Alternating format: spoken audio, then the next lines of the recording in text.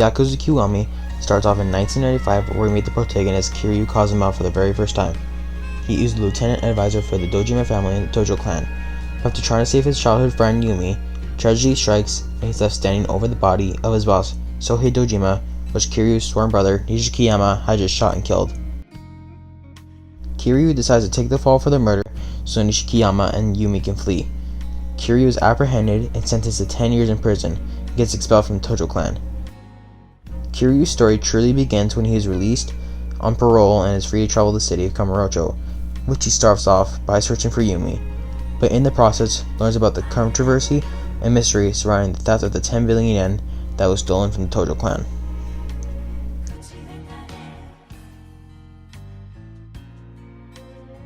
First, let's talk cutscenes. There are two types: text cutscenes and story cutscenes. The story cutscenes are beautiful. They are truly like a movie which grabs you by the hand and takes you on a journey. But then there are the text cutscenes, which turns the game into a graphic novel, and they also don't use animated cutscenes. Yeah, Kiryu will do the occasional hand gesture, but other than that, those cutscenes don't have a lot to offer.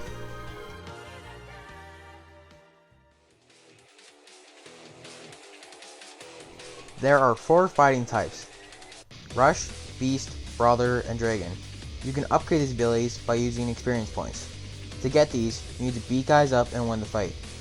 There's also a heat bar. What heat does is it'll let you use heat actions to defeat enemies, and you charge up the bar by either defeating enemies and not getting hit, or by drinking either a Charmer or Stamina X.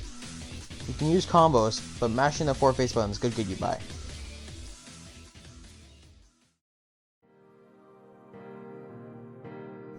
A thing that surprised me about this game is when you were in this deep lore trying to put together how the story is playing out and how everyone has changed and what happened to Kamurocho and the Tojo clan in those 10 years that Kiryu was in prison.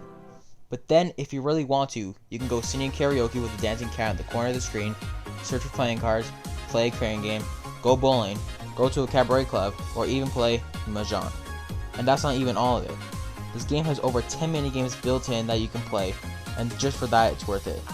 But to sum up what surprised me, it was the drastic changes in gameplay and what you choose to do with your time while playing this game.